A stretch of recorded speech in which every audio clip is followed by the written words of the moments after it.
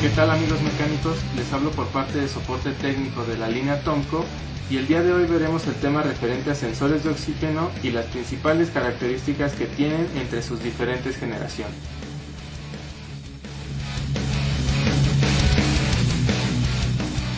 La función de este tipo de sensores en el vehículo es medir la cantidad de oxígeno que fluye en los gases de escape.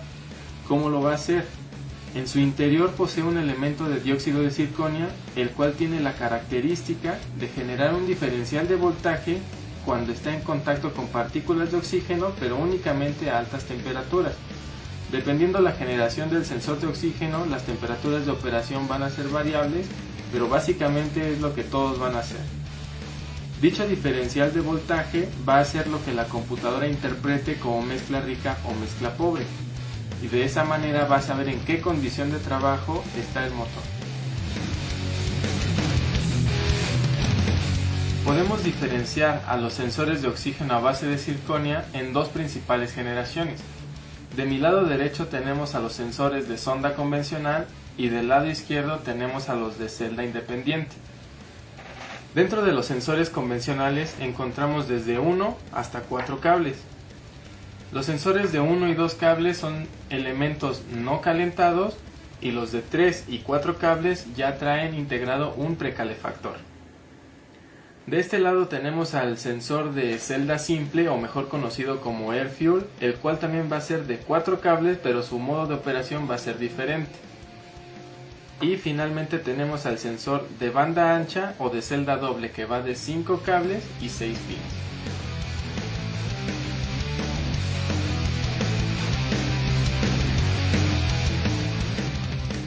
Existe un elemento muy importante dentro de los sensores de oxígeno, que es el precalefactor.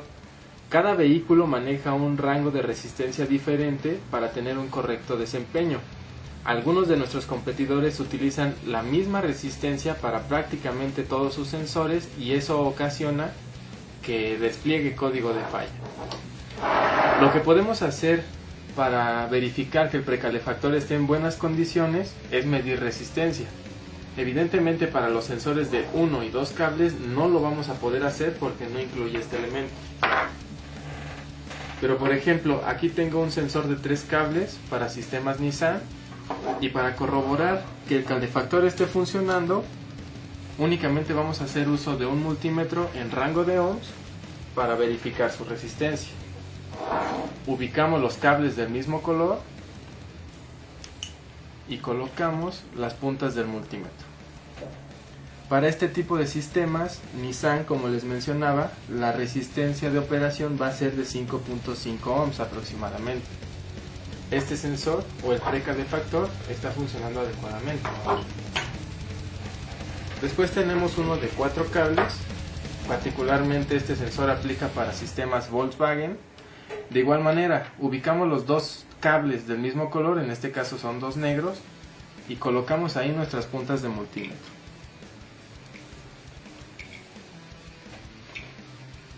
Para estos sistemas la resistencia va a ser de aproximadamente 13 ohms, como vemos en el multímetro. Muy bien. También podemos utilizar el multímetro para diagnosticar sensores Air Fuel y banda ancha. Ocurre exactamente lo mismo. Para el Air Fuel, que es de 4 cables, también tenemos que ubicar los dos del mismo color y colocar las puntas del multímetro. Este tipo de sensores implementan calefactores todavía más eficientes y de mayor respuesta o más rápida respuesta, por lo cual vamos a encontrar resistencias más pequeñas de 2.4 ohms en este caso. Finalmente vamos a revisar el sensor de oxígeno de celda doble o banda ancha y en este caso este número de parte aplica para sistemas Volkswagen.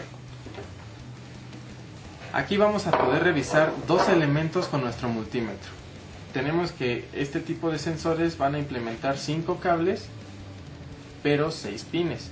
El pin extra se debe a que implementan una resistencia de compensación para purificar, por así decirlo, la señal que va a interpretar la computadora. Bien, podemos revisar esa resistencia de compensación de la misma manera que un precalefactor. Para estos sistemas debe de andar en un rango desde 30 ohms hasta 300, dependiendo de la aplicación. Bien, la resistencia de compensación va a estar en el pin libre, el que no tiene cable, y en el extremo opuesto. Tenemos una lectura de 215 ohms, como les mencionaba, dentro del rango de operación. Y también implementa un calefactor, en este caso va a estar en los dos pines centrales. También los podemos medir y nos da una lectura de 3.7 ohms. Por lo tanto, podemos diagnosticar que el precalefactor está funcionando de manera adecuada y la resistencia de compensación está dentro del rango de operación.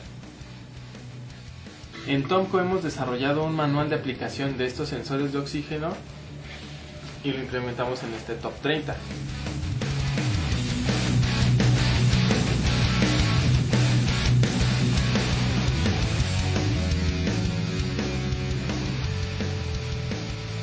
Es una guía rápida de aplicación, la cual nos muestra los vehículos de mayor movimiento en el mercado mexicano. También nos menciona que con tan solo 63 sensores de nuestra línea Tomco puede sustituir 218 de otras marcas. Esto debido a nuestra amplia gama de aplicación. Bien, en esta guía también incluimos lo que vienen siendo los sensores Air Fuel y los de banda ancha o 5 cables, que son las nuevas tecnologías. Y un dato curioso que nos menciona es que con este top de 30 vehículos abarcamos una cobertura de hasta 6.800.000 vehículos.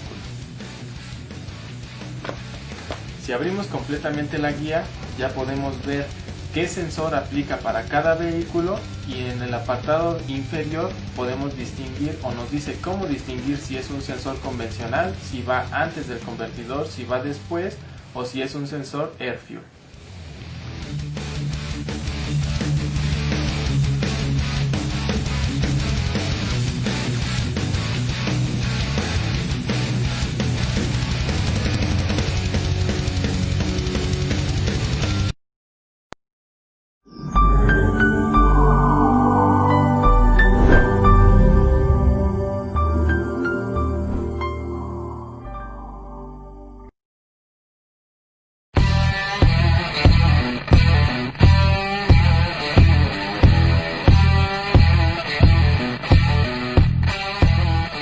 ¿Qué tal, amigos mecánicos? Les hablo por parte del grupo de soporte técnico, en este caso de la línea KEM. El día de hoy vamos a ver qué es una válvula BBT, cómo se controla, cuál es la función que hace en un vehículo, inclusive algunas pruebas de diagnóstico y códigos de falla que puede llegar a desplegar.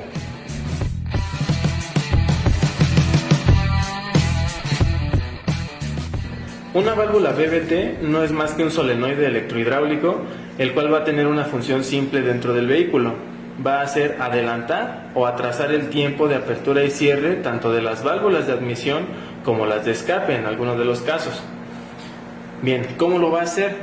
Físicamente posee un bobinado y un vástago. Este bobinado va a recibir una señal de energización a través de los dos pines. Una vez que se active el bobinado, se va a desplazar el vástago. Cuando se genere ese desplazamiento va a quedar en posición de avance, por lo tanto se va a adelantar el tiempo. Cuando se desenergiza, vuelve a su posición original y el tiempo se atrasa. ¿Por qué modificar el tiempo? Pues es muy simple. En cualquier vehículo, si yo requiero de más potencia, lo que se hace es adelantar el tiempo lo más posible. Cuando requiero eficiencia o estabilidad en el ralentí, atraso el tiempo lo más posible que me permita la estabilidad en el motor.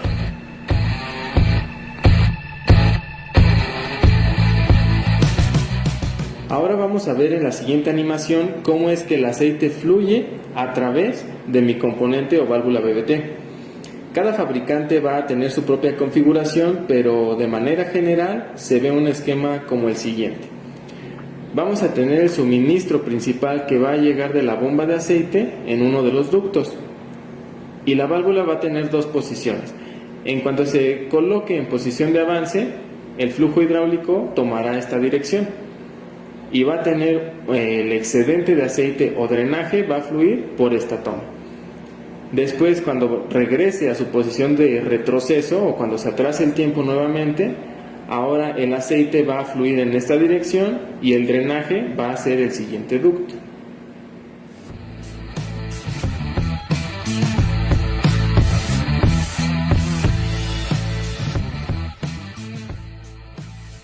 Existen diversos tipos de sistemas, dependiendo del fabricante, para variar la distribución de un vehículo. El más convencional, que encontramos por ejemplo en vehículos como Volkswagen, Ford, General Motors, Nissan inclusive, entre otros, los cuales van a emplear un convertidor de fase. La mayoría de los sistemas tienen válvulas BBT. Una vez que la válvula BBT haya hecho su direccionamiento de aceite, va a alimentar a un convertidor de fase. Este convertidor de fase vamos a verlo internamente y va a emplear un rotor vano. Como tal, este rotor va a ser el que esté acoplado físicamente al árbol de levas, y a través de esos ductos va a llegar el flujo hidráulico. Bien, este va a ser el seguro que va a estabilizar la marcha mínima cuando yo no tenga presión de aceite, y va a ser el motor estable. Pero una vez que se libera ese seguro por presión de aceite, ya se puede tanto adelantar como atrasar el tiempo. Esos van a ser los grados de desplazamiento que tenga yo directamente en el árbol de levas, y sus componentes los veremos en la siguiente imagen.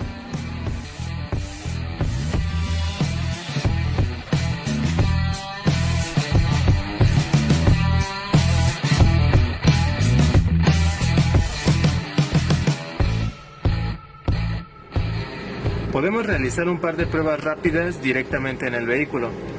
Recordemos que la válvula BBT es un solenoide electrohidráulico, por lo tanto va a presentar una bobina y a su vez la podemos medir en rango de ohms. En este caso estamos analizando un vehículo Mitsubishi y encontramos que la válvula BBT va a presentar una resistencia de 8.6 ohms aproximadamente. Pero de manera general, en algunos otros tipos de sistema, dependiendo del fabricante, vamos a encontrar rangos desde 7 hasta los 13 ohms. La siguiente prueba que podemos realizar es directamente en el conector de la válvula. Únicamente cambiamos nuestro multímetro a rango de voltaje y podemos verificar que lleguen los 12 volts. Esto es con el switch abierto y motor apagado. Recordemos que también el modo de operación de la tierra va a cambiar cuando ya esté en marcha el vehículo, ya que se va a ver reflejado como un tren de pulsos.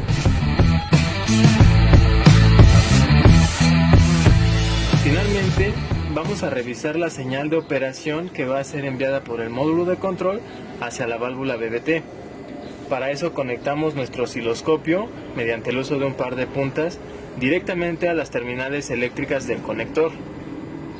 Ya que lo tenemos bien fijo, damos marcha al vehículo e inicialmente o en ralenti no vamos a tener señal de operación, pero cuando se realiza una aceleración es cuando vemos el control de la válvula.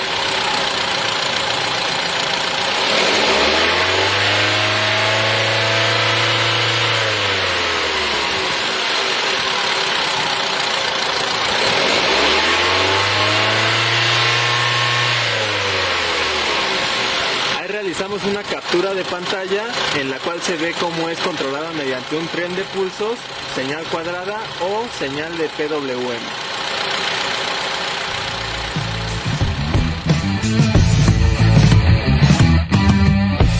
Recordemos que en este tipo de sistemas es muy importante el aceite, ya que va a ser el fluido del trabajo de todo el sistema en sí.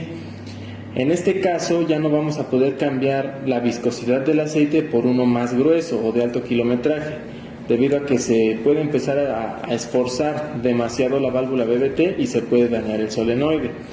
Aparte, si no hacemos los cambios periódicos de aceite, como especifica el fabricante, podemos tener problemas de atascamiento o suciedad excesiva en la válvula. Obviamente ya no va a funcionar y nos va a desplegar códigos particular esa correlación, principalmente entre la señal del sensor de posición de cigüeña y del de árbol de levas.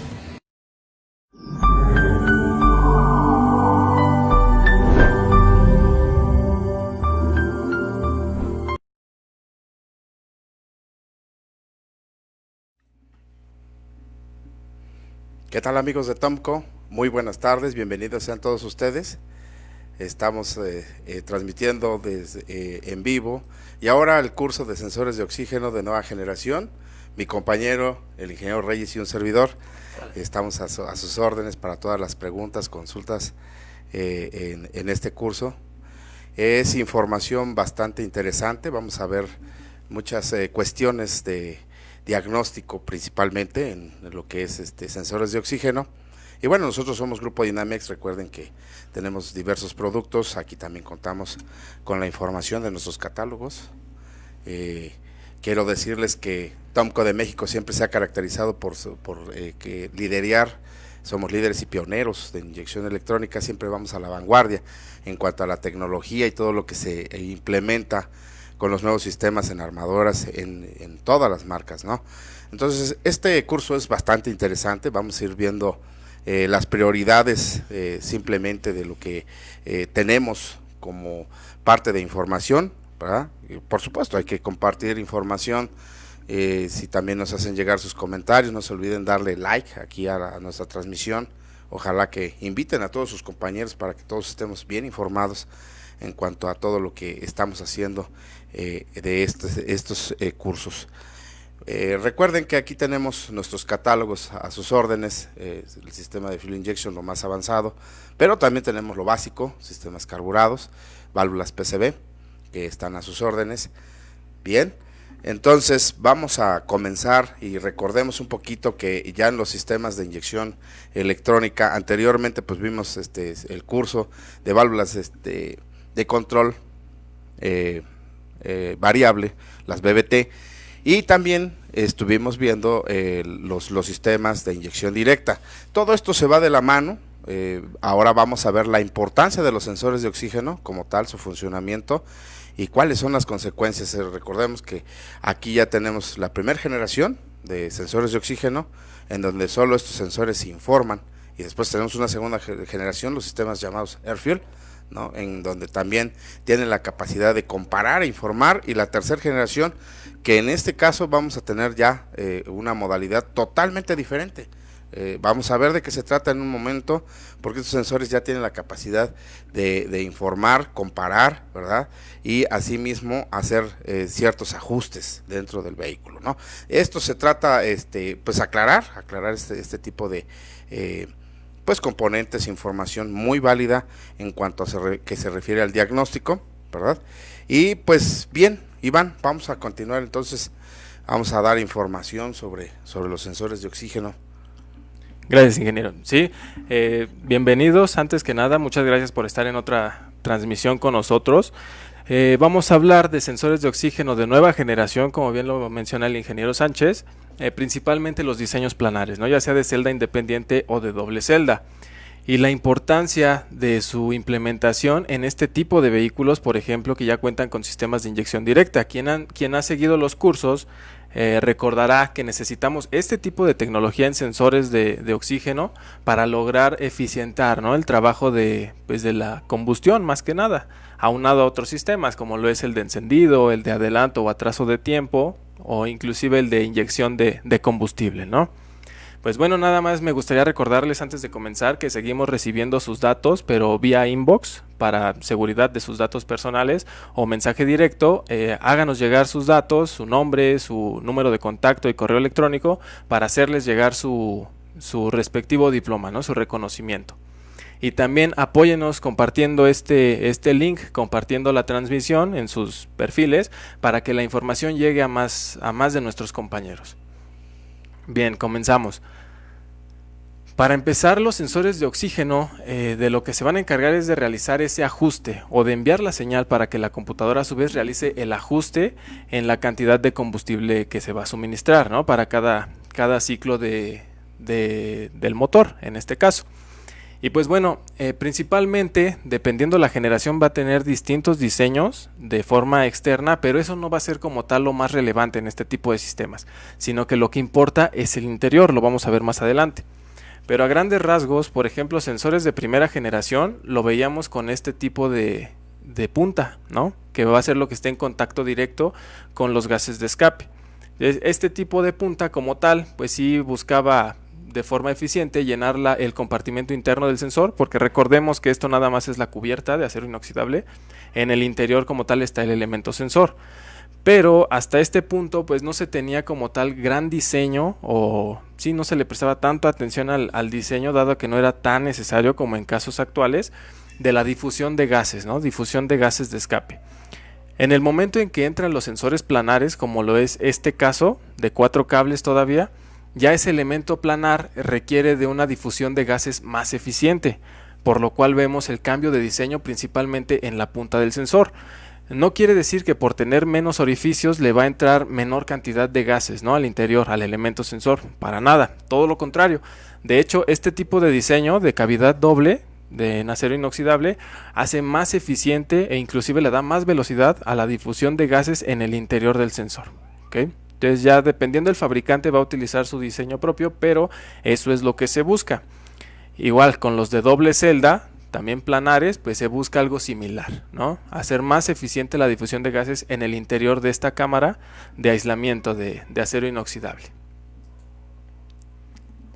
Y pues bien, vamos a comenzar con los tipos de sensores de oxígeno. O sea, ya sabemos qué es lo que van a realizar, pero cómo lo hacen es lo que nos va a interesar en esta plática. De hecho, el ingeniero Sánchez nos va a contar un poco acerca de la historia de este elemento.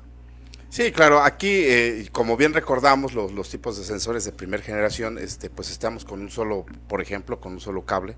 Existen de 2 cables también, o 3 cables, pero lo importante es, como bien dice el ingeniero, retomar cuáles son la eficiencia de este funcionamiento, ¿no?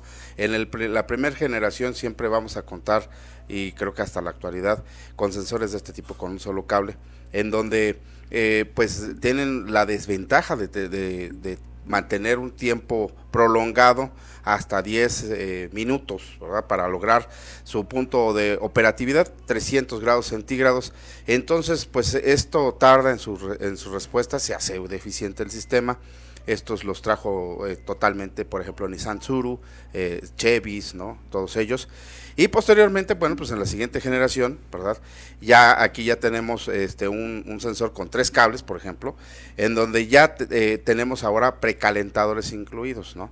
Entonces ya se disminuye el tiempo de respuesta, esa es la idea, en donde pues ya en lugar de tener 10 minutos de punto operativo al alcanzar la temperatura de los 350 grados centígrados, ¿verdad?, que es lo que se ocupa, y entonces pues bueno, reduce ya su sistema para lograr enviar la señal. Recordemos que esta señal es de corriente directa, ¿verdad? Entonces aquí ya le llamamos de esta generación precalentadores, ¿no? Así es, también recordar que en los 2 casos anteriores la Tierra como tal era física, o se le denominaba en diagramas chassis ground, ¿no?, lo que entendemos en diagramas en inglés. Pero como tal, al no tener una tierra directa de computadora, se nos podía meter inclusive bastante ruido, ¿no? Porque recordemos que la tierra física la tomaba del escape, del tubo de escape o del múltiple de escape, ¿no? Recordemos que también este tipo de vehículos traía los famosos listones de metal. Entonces muchas veces al darle servicio, cambiar catalizador o tubería inclusive del escape, esos listones ya no se volvían a conectar. Entonces, ¿qué sucedía? Perdía como tal tierra, ¿no?, en este caso. Y entonces sí generaba más ruido al momento del envío de señal a la computadora, y por ende la condición de la mezcla se iba a descompensar un poco. Entonces esto se corrige ya con los sensores de 4 cables, ¿no? Es correcto, y aquí cabe mencionar que toda esta eficiencia, bueno, vamos a ver más adelante un poquito de los diagramas, ¿no?, de cómo lo hace la computadora. Recordemos que, por ejemplo, en estos sensores, tenemos normalmente los códigos de colores, que también vamos a presentar un gráfico, pero los más comunes, ¿no?, son los dos blancos que nosotros conocemos, uno gris y uno negro, en donde ahí hacíamos la parte de diagnóstico inicial. Pues se puede checar, por ejemplo, la resistencia, que es muy importante. Ahorita vamos a ver toda esa importancia, ¿no? Y después pues sabemos que el cable gris es tierra de computadora, y el negro es donde le llamamos envío de señal hacia la computadora. En esto, bueno, me adelanto un poquito, el voltaje siempre iba en un recorrido de 0 a 1 volt, ¿verdad?, la primera generación, y ya vemos aquí la presencia de un sensor de oxígeno planar, como bien decía el ingeniero. Aquí ya tenemos una forma física totalmente diferente, y el acomodo interno, que también eso va a ser muy importante, de cómo hace el comparativo para informar a la computadora, y es el gran cambio, ¿no? Estos sistemas llamados Air-Fuel Ratio, tienen ya gran trascendencia a partir de los modelos 2010, ya los tenemos implementados en la mayoría de los vehículos armadoras que participan, principalmente Honda, Toyotas, ¿no?, etcétera. Ya todas las armadoras pueden traer esta tecnología, y de ahí viene la importancia para saber cómo diagnosticar, y ahorita vamos a ver algunos elementos que debemos de tomar en cuenta para hacer un buen diagnóstico y resolver problemas. Es correcto, sí, de hecho tener mucho cuidado, porque mencionábamos que son bastante similares los sensores de primera generación de 4 cables con los sensores ya planares, ¿no?, que también se siguen manejando con 4 cables. Importante lo que menciona el ingeniero del código de colores, porque muchas veces a pesar de que tenga color de cables diferentes entre un fabricante y otro, o entre el que sale de agencia con el que nosotros vendemos, hay diferencia en los colores, pero no pasa nada. De hecho el aislante pues nada más es lo que cambia su coloración, lo que importa es el elemento sensor. Pero también no irnos con la finta, por así decirlo, de los sensores que se manejaban como multiaplicación o universales, que puede tener el mismo color de cables que un sensor Air-Fuel, pero de ninguna manera va a funcionar igual, ¿ok? Dentro de las ventajas que ya tenían los sensores de 4 cables, o inclusive los de 2 cables que no tenían precalefactor, es que ya se puede detectar una ruptura en la tierra, por lo que les mencionábamos al inicio, para evitar que se metan ese tipo de ruido, ¿no?, a la señal. Entonces ya en el momento en que tiene una deficiencia en la tierra este tipo de sensores de 2, 4 cables y los de nueva generación, pues es que vamos a poder detectar ese tipo de ruptura, obviamente con códigos de falla, ¿ok? Y pues bueno, además de la composición externa del sensor, vamos a ver que van a cambiar distintas cosas internas. Inclusive algo muy importante va a ser el tipo de calefactor que van a implementar. Como lo mencionaba mi compañero, los primeros sensores sin calefactor tardaban de entre 10 y hasta 12 minutos, ¿no?, en tiempo de calefacción, en lo que entraba en lazo cerrado del sistema y comenzaba a mandar su señal de ajuste. Es por eso que ese tipo de vehículos, al arrancarlos en frío, nosotros nos íbamos a la parte de atrás del vehículo e inclusive podíamos oler ese peculiar olor, ¿no?, de gasolina cruda, inclusive, ¿verdad? Hasta el momento en que el sensor alcanzaba sus 350 grados era cuando comenzaba ya el ajuste. Antes de eso estaba trabajando totalmente libre. Pues bueno, el tipo de calefactor que va a implementar este sensor va a ser mucho más eficiente. De hecho, ya en algunos casos, dependiendo del fabricante y el diseño, estamos hablando cuestión de segundos, ¿no?, en lo que ya alcanza esa temperatura. Además de que su temperatura inicial ya no va a ser de 350, sino que va a ser un poco más elevada. Lo vamos a ver un poco más adelante. Y bueno, finalmente un sensor de tipo planar también, como el que vimos anteriormente, pero ahora de doble celda, o mejor conocido como banda ancha, lo vamos a encontrar en este tipo de compuestos, ¿no? Para empezar, vemos que el conector, por obvias razones, va a ser más robusto. El número de cables aumenta, de hecho ya son 5, 6 o hasta 8 en algunas aplicaciones el número de cables. Y también este conector va a tener implementado un elemento muy importante, una resistencia de compensación, ya sea que vaya conectada al calefactor, en este caso del sensor, o directamente al envío de señal de la celda comparativa, pero debe de tener una resistencia de compensación en esta parte, ¿okay? Entonces esa va a ser de las principales diferencias.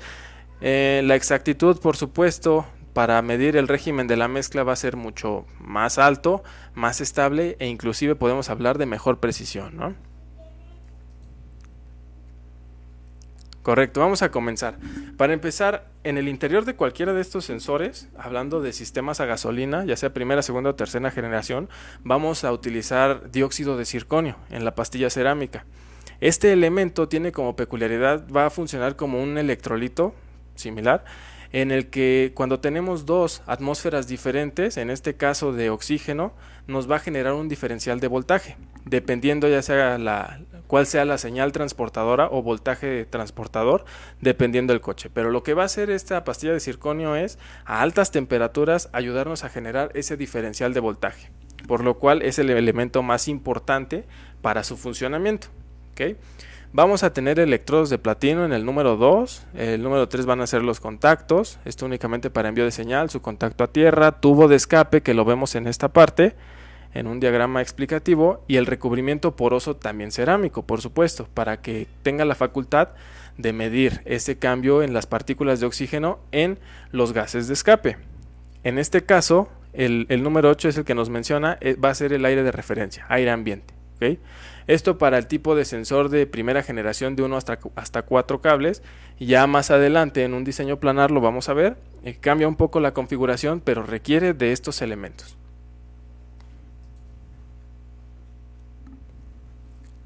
Bueno, el funcionamiento, para empezar, de un sensor convencional siempre se iba a ver reflejado en una señal oscilante. ¿Okay? De punto a punto. De hecho, de forma, digamos, teórica ideal, tenía que estar oscilando entre 0 y 1 volt constantemente. Y lo vemos en el gráfico en esta parte. La operación normal del sensor iba a ser siempre una oscilación constante entre 0 y 1 volt. Entre más amplia y rápida sea esta señal, quiere decir que el sensor está en óptimas condiciones para seguir regulando la mezcla aire-gasolina. ¿Okay? Pero ¿qué sucede cuando existe una descompensación en la mezcla, ya sea que se vaya a mezcla rica o mezcla pobre? Bueno, generalmente vamos a tener los códigos de falla, ¿no?, pertinentes a estos casos, ya sea con la nomenclatura específica, pero mezcla rica quiere decir que obviamente tenemos más gasolina de la necesaria para realizar una buena combustión. Entonces, ¿qué sucede en ese caso? Vamos a seguir teniendo una buena oscilación. En estos 3 casos, de hecho, el sensor está en perfecto estado, pero como hay descompensación de mezcla, la oscilación únicamente va a ser en la parte superior del gráfico. ¿Okay? Tenemos aquí el rango medio, cuando la relación estequiométrica es estable, 450 milivolts aproximadamente, y tenemos el rango superior, ¿no?, arriba de los 850 o 900 milivolts. ¿Okay? Entonces, en este tipo de sistemas, cuando la mezcla es rica, va a oscilar siempre en esta zona. Mi monitor o la computadora, al detectar que ya no está alcanzando el rango mínimo de oscilación, únicamente está en el superior, ¿qué va a hacer? Pues lo va a detectar como un fallo. Entonces, inmediatamente, código de sensor de oxígeno, mezcla rica. Volvemos a la parte de diagnóstico. En el caso de que nos encontremos con este tipo de códigos, lo primero que hay que hacer, pues evidentemente no va a ser reemplazar el sensor. En ese caso, el sensor únicamente me está indicando que tengo una condición de exceso de combustible. Ya nos toca a nosotros como técnicos mecánicos rastrear el fallo. Puede ser desde un sensor de temperatura, por ejemplo, que haga que me inyecte más combustible, el regulador de presión de gasolina, que no esté realizando una buena aspersión mi inyector, por ejemplo, o que el inyector esté calzado y demás. O sea, las posibles causas son bastantes.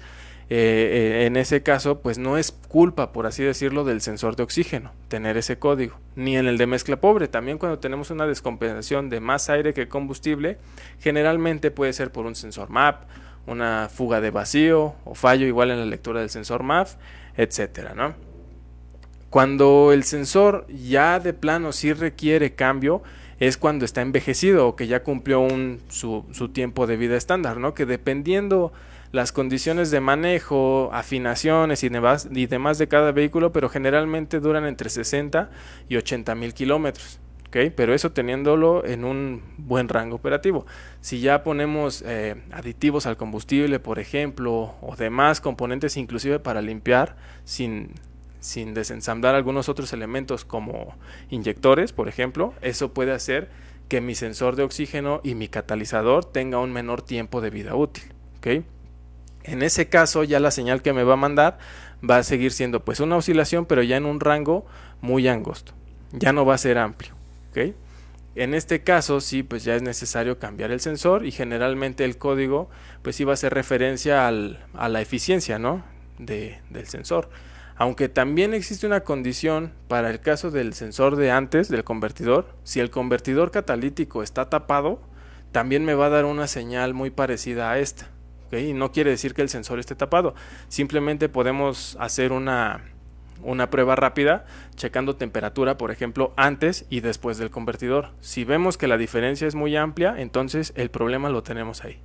Si vemos que sí corre libre los gases de escape, entonces sí se tiene problema con el sensor. Pero bueno, ya depende de cada fallo que tengamos, ¿no?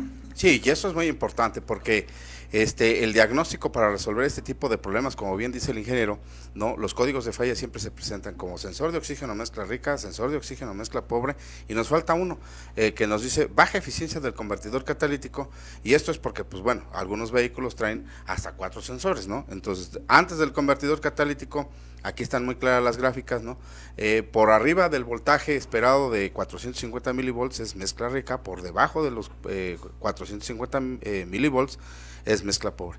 Pero como dice el ingeniero, no es este código de falla, ¿verdad? O los 3 códigos que estamos mencionando, no son una causa o un motivo por los cuales vamos a cambiar el sensor de oxígeno. Lo contrario, nos están informando perfectamente bien de la mezcla o partículas de oxígeno que existen en el escape, ¿verdad?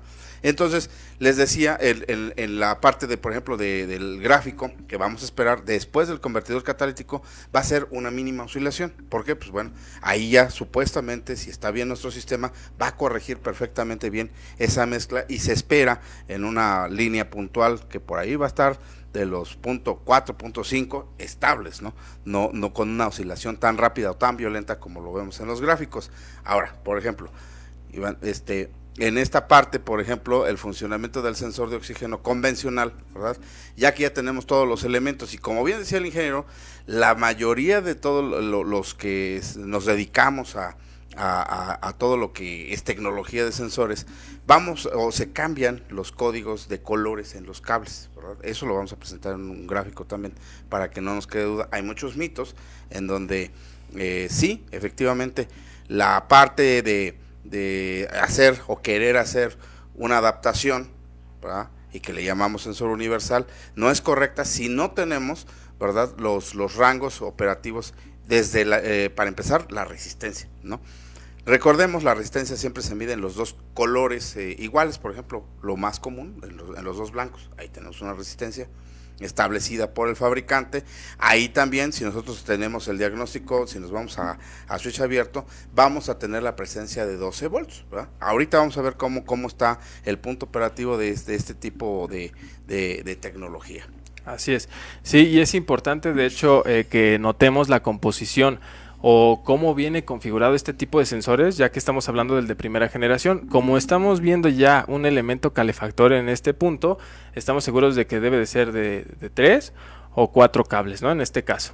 Pero bueno, notamos que la pastilla de circonio viene en esta parte, lo más cercano a los gases de escape, y únicamente lo que vamos a ver nosotros va a ser esta cubierta de acero inoxidable, un elemento de protección únicamente para que pues no se dañe mi pastilla, ¿no? Y el calefactor en este caso pues va a estar en la parte de atrás. Sí va a haber cierto contacto con la pastilla, como lo vemos en el diagrama, pero no es tan eficiente, o se puede mejorar, que fue lo que se hizo con los siguientes sensores.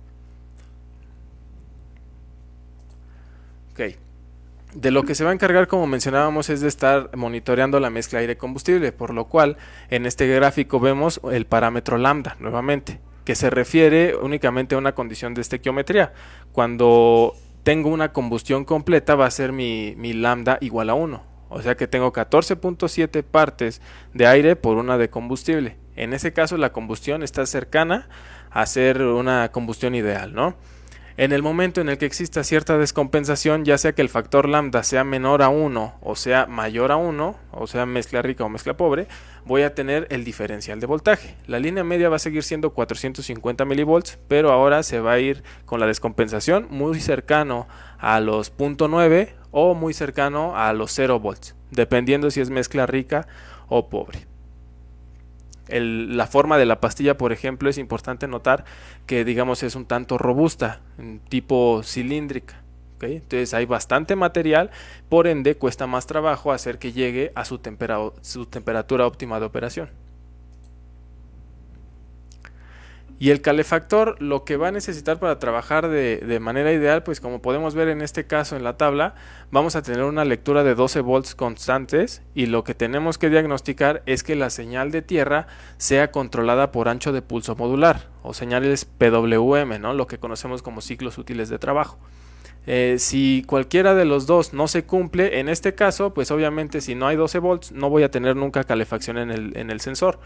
Pero si la tierra, por ejemplo, no viene en esta señal, si no llega controlada por computadora y la tengo constante, por ejemplo, ¿qué va a suceder? Pues voy a tener siempre 12 volts y tierra, y al calefactor lo que le va a pasar es que se va a romper la resistencia, se va a dañar, voy a tener un circuito abierto. Eso, al revisarlo con multímetro, evidentemente me va a dar o infinito o cero en el caso de que se haga un cortocircuito. Pero recordemos, para diagnosticar el tipo de señal de ancho de pulso modular, pues sí ya es necesario tener equipo un poco más especializado, ya sea un osciloscopio automotriz o un escáner, ¿no? Por ejemplo, también se puede que tenga la facultad para graficar este tipo de señales. Y pues bueno, ingeniero Sánchez, hasta aquí, ¿algún comentario, algo que nos hagan llegar? Pues yo estoy viendo algunos comentarios en donde dice que, o más bien están comentando que cómo entra a la parte de mezcla aire-combustible. Bueno, no es que se mezcle en el escape, sino que este sensor prácticamente checa cuántas partículas, ¿verdad?, de oxígeno existen en esta mezcla. Entonces, como bien dice el ingeniero, esto es una traducción en cuanto al envío de señal hacia la computadora, ¿no? Y esto pues es el control de mezcla rica, mezcla pobre, oscilando en milisegundos, ¿no?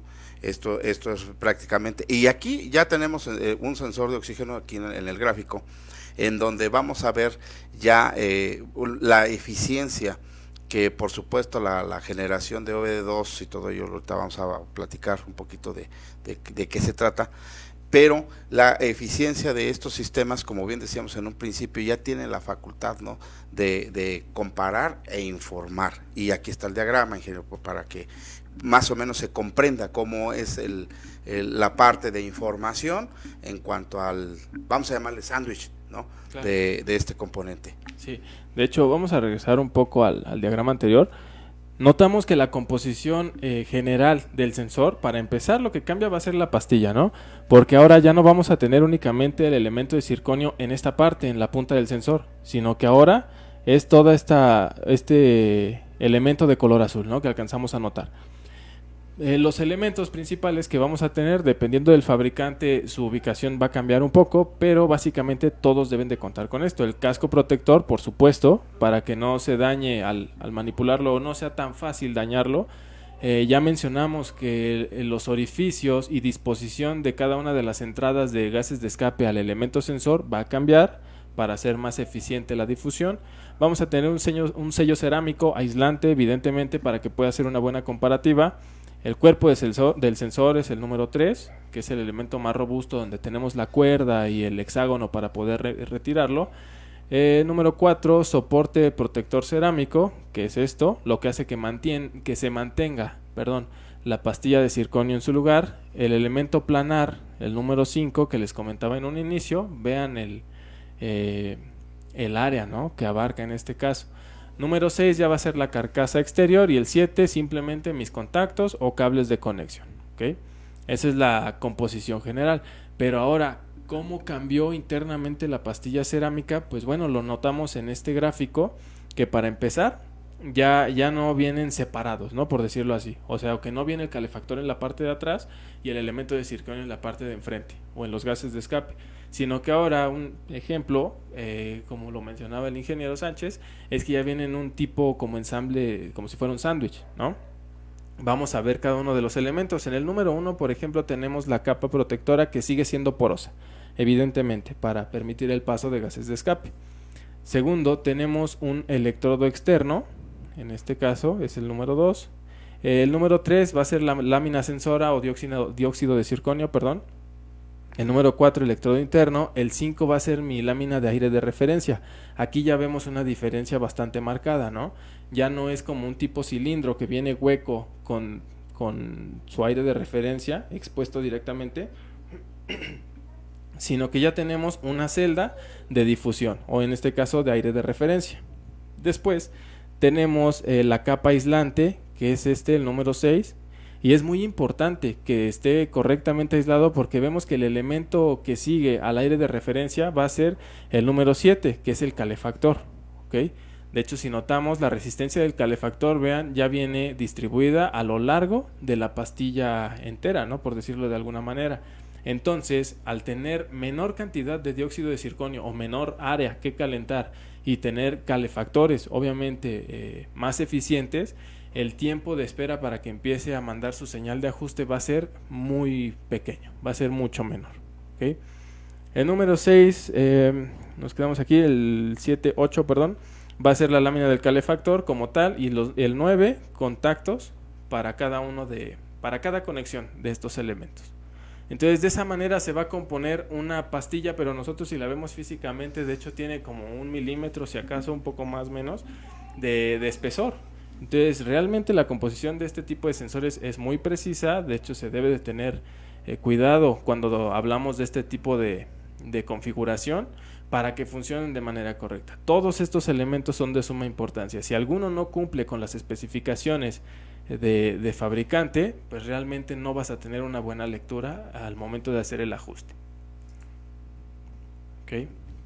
Y pues bueno, sensores de primera generación sí se pueden diagnosticar con multímetro, por ejemplo, y algunos otros métodos de diagnóstico, pero este tipo de sensores ya no se recomienda revisarlos ni con osciloscopio directamente en las terminales del sensor en funcionamiento, ni con multímetro, mucho menos. ¿Por qué? Pues la razón principal es porque ya sus señales llegan a la computadora, por supuesto, pero utilizan amplificadores operacionales para convertir la señal análoga de voltaje directo a señales digitales, ¿okay? Entonces, ¿qué va a suceder? Si yo conecto en paralelo a este circuito un osciloscopio o un multímetro, la impedancia o resistencia total de mi circuito en sí va a ser mayor, ¿no? Y entonces eso va a descompensar la lectura de mi convertidor análogo digital o amplificador operacional, perdón, y la lectura ya va a ser errática. De hecho, al cambiar la resistencia del circuito en general, mi señal se puede llegar a perder inclusive. Te va a aprender códigos de falla, o dependiendo del tipo de monitoreo que tenga el vehículo, inclusive puede adoptar una estrategia de modo prueba de fallo. Entonces se puede llegar a bloquear, ¿no? Lo que se le llamaba. ¿Okay? Entonces no se recomienda ya hacer mediciones con el vehículo en función y directamente en el conector del sensor, sino que ya se recomienda hacerlo todo con equipo especializado, con tu osciloscopio automotriz o con el escáner directamente. Bien, las señales que vamos a ver principalmente en sensores Air-Fuel de celda simple o de 4 cables, pero planares, va a cambiar, inclusive se va a ir a la inversa de como lo teníamos en sistemas anteriores. Notamos en el gráfico que cuando la mezcla es rica, de hecho el voltaje está en el punto más bajo, y anteriormente mezcla rica el voltaje iba a ser alto, ¿no? Y cuando hay mezcla pobre, ahora el voltaje va a ser alto. En este caso, cada gráfico no quiere decir que todos los sensores planares funcionen en este rango de voltaje, sino que este gráfico es particular de un sistema de Toyota, por ejemplo, en el cual el rango medio va a estar entre 3 y 3.3 volts. Ese va a ser su señal de voltaje portador, ¿okay? Entonces, cuando hay descompensación o que la mezcla es rica, se va a ir a 2.4, 2.6, 2.6, dependiendo de qué tan grande sea la descompensación. Y cuando sea pobre o le falte gasolina, pues se va a ir a un rango muy cercano a los 4 volts. Pero ojo, no vamos a ver que el sensor esté oscilando. De hecho, vamos a ver un ejemplo en el cual lo vamos a ver de esta forma.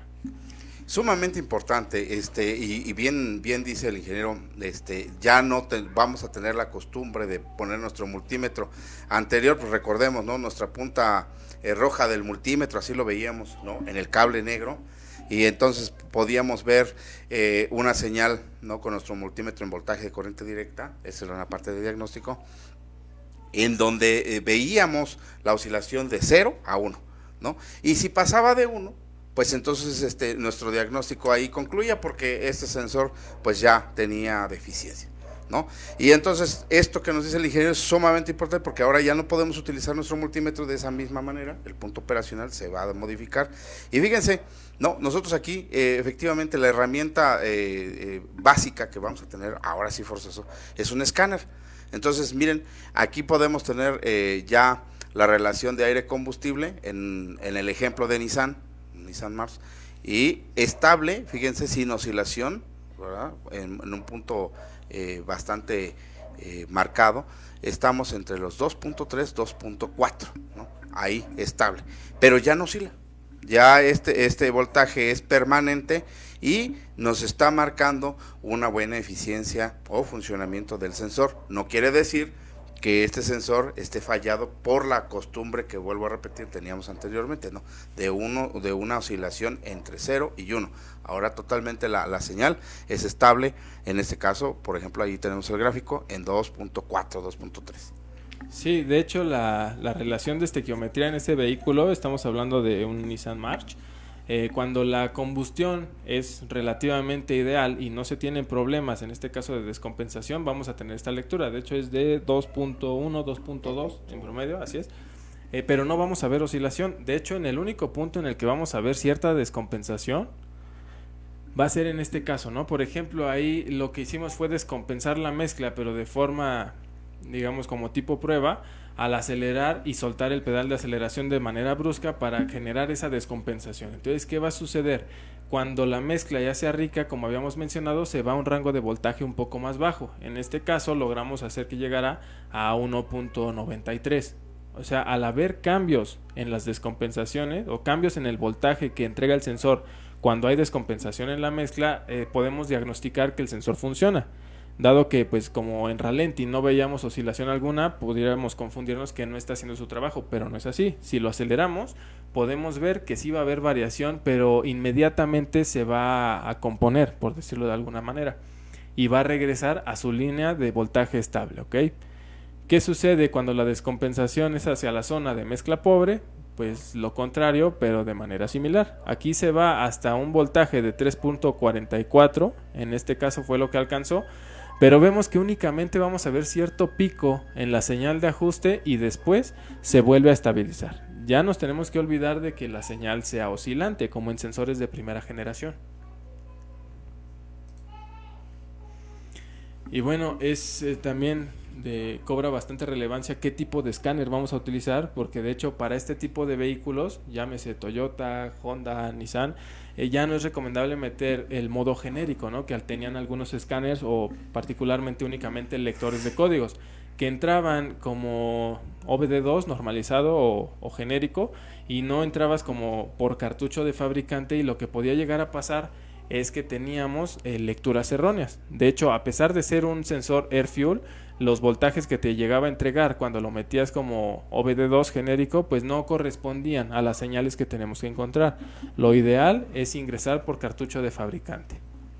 Importante esta cuestión, y si por ejemplo, ojalá que se alcance a ver más o menos en la tabla los valores, porque si llegamos a cometer el error de poner un multímetro, ¿no? en la línea como acostumbrábamos, pues nos van a dar estos mismos valores, ¿no? Que no son para nada reales. O sea, vamos a tener de 0.4, 0.3, 0.5 y en lapsos hasta de 3, 4 segundos, ahí va a estar y no varía, ¿no? Con nuestro multímetro. Pero eso es un error, porque no estamos diagnosticando absolutamente nada, ¿no? Estamos modificando incluso la señal de tal forma que puede prender foco de servicio inmediatamente, ¿no? No es válido. Y sí, efectivamente el escáner, como volvemos a repetir ahora, es la herramienta más precisa que nos puede dar el diagnóstico, ¿no? En cuanto a la información correcta de estos sensores. Y siguen algunos, ahorita vamos a ver por qué. Yo veo ahí alguna pregunta también que nos están comentando de que si se lavan o no se lavan los sensores.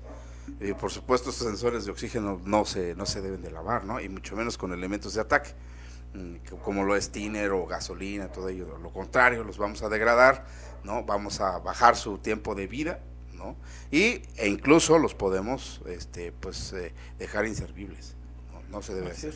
Sí, no es recomendable. De hecho, para el tipo de pruebas que se pueden hacer de forma externa, lo vamos a ver, inclusive es más recomendable hacerlo con quemando las partículas de oxígeno de la atmósfera del sensor. Lo vamos a ver un poquito más gráfico, pero no se recomienda limpiarlos, ¿no? De cierta forma, hemos encontrado inclusive algunos videos de que pues, sí, te llega a generar señal y demás, pero recordemos que generalmente lo que limpian es la parte externa, ¿no? Y, o sea, esto que vemos aquí, como tal la cubierta nada más. Nos olvidamos de que el elemento interno poroso es el que realmente ya está tapado, y si lo metemos a un químico abrasivo, pues bueno, podemos dañar inclusive las capas que veíamos anteriormente, la capa aislante, las protectoras o los contactos, ¿no? Entonces realmente no se recomienda. De hecho es uno de los elementos que simplemente cumple con su periodo de vida y se tiene que reemplazar. Al contrario, para asegurar que funcione de mejor manera durante más tiempo, pues hay que hacer el mantenimiento preventivo, ¿no? Y periódico de nuestro vehículo, afinaciones de bujías, filtros, demás, para evitar esas descompensaciones en la mezcla. Ok, ahora pasamos al sensor de sonda planar, sí, pero ya de doble celda, no de celda independiente como el anterior, o mejor conocido como los banda ancha, los de más de 5 cables. Ok, algo importante, como vemos en este caso en los gráficos, sabemos que sigue trabajando para mantener o tratar de mantener un lambda ideal, pero aquí sí ya va a haber un cierto tipo de vehículos que adoptan diversas estrategias. Como lo mencionaba por ahí en uno de los comentarios, ya son capaces de mantener estrategias de combustión pobre o inclusive hasta ultra pobre, como lo mencionábamos en el curso de válvulas BBT, ¿no? Entonces va a trabajar inclusive con factores lambda de 3, por ejemplo, que sería el triple de aire de lo que necesita una combustión ideal, y se puede ir hasta mezcla ultra pobre y va a seguir leyéndolo de forma correcta mi sensor de oxígeno, cosa que no podía hacer un sensor convencional, ¿no? De primera generación.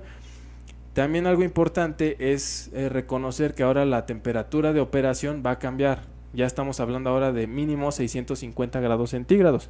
¿Okay? Entonces por eso se deben también mejorar los componentes internos de aislamiento y demás, y por supuesto tener calefactores más eficientes, ¿no? Aquí ya tanto en planares de celda independiente como de doble celda estamos hablando de que en cuestión de 5 segundos, 2 segundos, 10, dependiendo condiciones ambientales y diseño del fabricante, pero en ese pequeño lapso de tiempo ya tienes inclusive una señal de ajuste. ¿Okay?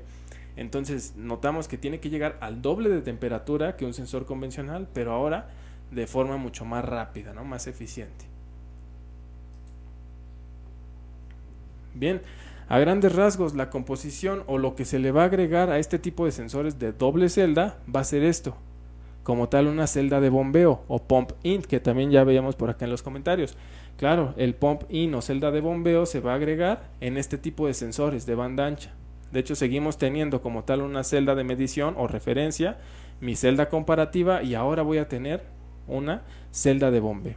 ¿Okay? Los demás elementos siguen siendo muy similares. Tengo aire comparativo ambiente, tengo los gases de escape del otro lado, que va a ser lo que me sirva de referencia, y voy a seguir utilizando dióxido de circonio para generar ese diferencial de voltaje. Pero ¿cómo va a trabajar? Bueno, aquí vemos un ejemplo tanto sencillo, pero dependiendo del fabricante y demás va a cambiar, por supuesto, pero a grandes rasgos esto es lo que va a suceder, ¿no? Aquí, por ejemplo, estamos simulando una condición de mezcla rica en el cual mi celda de referencia o célula NERST va a tener un voltaje de 560 milivolts aproximadamente. Recordemos que en este tipo de sensores el voltaje de referencia o voltaje portador sigue siendo de 450 milivolts, pero al momento de que se descompensa esa relación en esta parte, vamos a tener aquí también descompensación en el voltaje, ¿no? Entonces aquí el ejemplo nos menciona 560 milivolts. ¿Qué va a suceder? Eso lo va a detectar la computadora como tal, y a través de ciertos arreglos y comparativos que va a realizar de manera instantánea, lo que va a suceder es que va a enviar cierta cantidad de pulsos de corriente a esta celda de bombeo. ¿Okay? Lo podemos, digamos, visualizar como en sentido negativo o sentido positivo. Sentido negativo nos va a servir para que la celda de bombeo inyecte, por decirlo de alguna forma, partículas de oxígeno a esta cámara de difusión para que llegue un punto en el que se vuelva a compensar esa diferencia, ¿no?, en la estequiometría del aire ambiente referente a los gases de escape. Entonces, hasta ese punto va a seguir inyectando esa corriente, la celda de bombeo me va a seguir aventando partículas de oxígeno hasta el punto en que vuelva yo a obtener mi relación de estequiometría estable, 450 milivolts. Y ya, digamos, en el compuesto de la pastilla interna del sensor, lo vemos en esta parte. Aquí tenemos la cámara de difusión. Esta parte como tal es mi celda comparativa o NERST. Tengo mi celda de bombeo, los elementos porosos del exterior de la pastilla, y notamos que este va a ser como tal el aire de referencia, y aquí hasta el final de esa pastilla o de ese ensamble tipo sándwich voy a tener el calefactor. ¿Okay? Sigue siendo como el que vimos en el gráfico anterior del de celda simple, pero ahora se va a agregar esta celda de bombeo, y eso va a ser un parámetro importante que también tenemos que diagnosticar al momento de revisar todas estas señales con el escáner. Va a suceder algo similar cuando se presente la condición de mezcla pobre, solo que aquí va a ser a la inversa, ¿no? Nos vamos ya no tanto a esta parte, sino que nos vamos aquí a los voltajes. Ahora el voltaje va a ser menor a los 450 que teníamos como media, y eso lo va a detectar la computadora. ¿Y qué va a suceder? Ahora la corriente va a fluir en sentido positivo a la celda de bombeo. Si en el caso anterior estaba inyectando partículas de oxígeno a la cámara de difusión, aquí está realizando lo contrario, aquí está extrayendo o sustrayendo partículas de oxígeno para que se realice esa compensación y mi voltaje vuelva a ser de 450 milivolts. ¿Ok? Ok, y nuevamente recordarles el punto importante. No se puede diagnosticar con un multímetro, ¿no? Incluso muchas veces nos han preguntado, oye, los cables en color, o la parte de el cable rojo, el cable amarillo, el cable negro y el cable blanco, ¿cómo los puedo manejar? Porque yo creo que la referencia o la pregunta es, ¿dónde puedo checar la señal físicamente con el multímetro, ¿no? Y no, definitivamente ya no podemos hacer eso.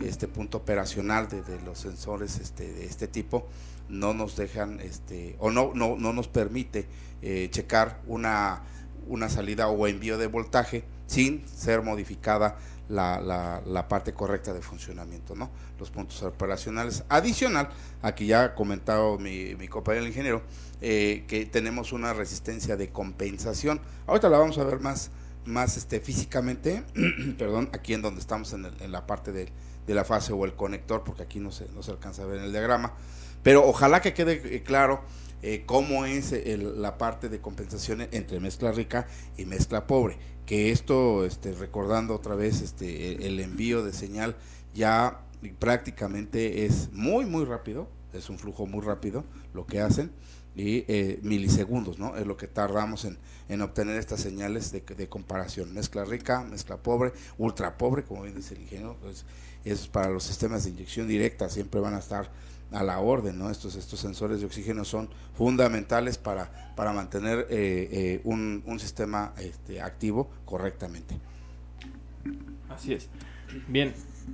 Ahora, para diagnosticar el calefactor no va a haber gran cambio, de hecho, lo podemos seguir haciendo con el sensor desconectado, inclusive fuera del vehículo, y vamos a tener que va a cambiar, eso sí, la resistencia como tal, nominal de cada uno de los calefactores, dependiendo del fabricante, muy importante, o armadora, y dependiendo también la generación de sensor de oxígeno de la que estemos hablando. Pero aquí tenemos un resumen, digo, hay más valores por supuesto, pero estos son los principales, ¿no? De 3 a 5 ohms vamos a checar en sensores convencionales, o de 11 a 13 con algunos otros fabricantes de primera generación, ¿okay? También tenemos el de 1 a 2.5, ya hablando de un sensor Air Fuel planar de celda simple, de 4 cables por supuesto, y tenemos los valores de 2.5 a 5 o 6 ohms cuando ya es de banda ancha, 5 a 6 cables, ¿no?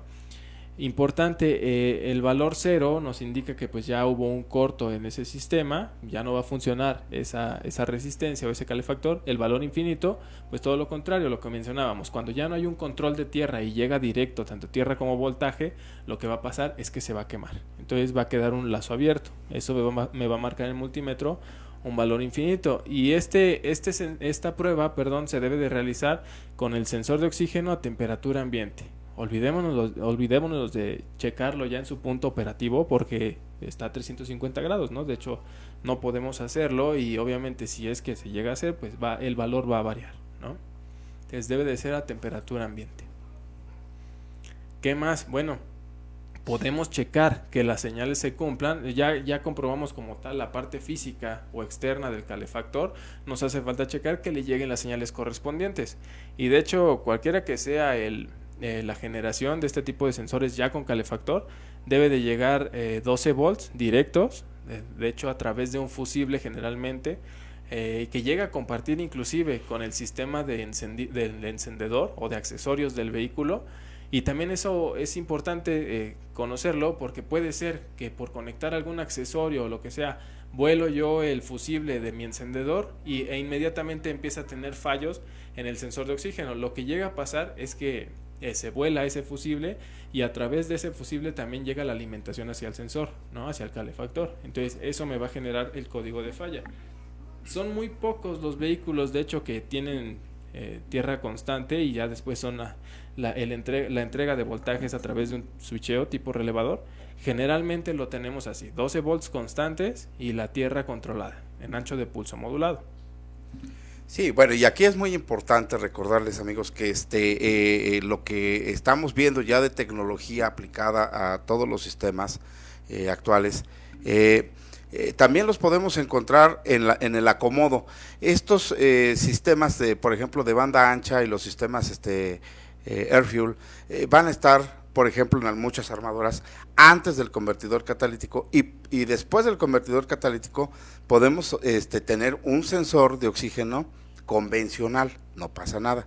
Entonces, cuidado, y eso lo mencionamos porque muchas de las veces nosotros queremos hacer algunas pruebas, por ejemplo, y queremos pasar el sensor de oxígeno de antes del convertidor a la parte de después o viceversa, ¿verdad? Y esto no va a funcionar porque totalmente ya ahorita ya comprendemos, ¿verdad? O debemos de comprender que es totalmente diferente la tecnología. Y además, ¿verdad? Ahora cambian o pueden cambiar mucho los códigos de falla que nos puede dar el escáner, ¿no? Se va a referir a voltaje alto del circuito del sensor, voltaje bajo del circuito del sensor, y ya no necesariamente nos puede designar únicamente como la primera generación, ¿no? De mezcla rica o mezcla pobre. Ya se involucran de diferentes formas de ver o de rastrear este tipo de problemas cuando se generan las diferencias, ¿no? Que la computadora o el monitor nos esté designando para la falla de estos componentes. Es correcto, sí, y también ya va a haber más códigos de falla referentes a este tipo de sensores y de acuerdo a cada nomenclatura de código, ¿no? De hecho ya no van a ser nada más los de mezcla rica, mezcla pobre o eficiencia, sino que ya va a tener todavía más descripciones, ¿no? En este tipo de componentes. Bueno, la señal generalmente, pues en un sensor convencional sí lo podíamos checar únicamente con multímetro e íbamos a ver cierta oscilación. Recordemos que solo era en los de primera generación de 1, 2, 3 o hasta 4 cables. Pero ya los planares, el método de operación cambia. Recordemos, para empezar el voltaje no va a ser el mismo.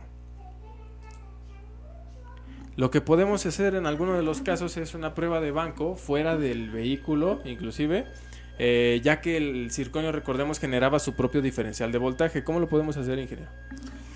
Muy importante, yo creo que es una prueba de banco que a lo mejor nos saca de muchas dudas, y toda la primera generación, como bien dice el ingeniero, lo podemos estar rastreando, principalmente vehículos americanos, Ford, Chrysler, Chevrolet, todos ellos están muy dados a tener todavía estos componentes a la actualidad.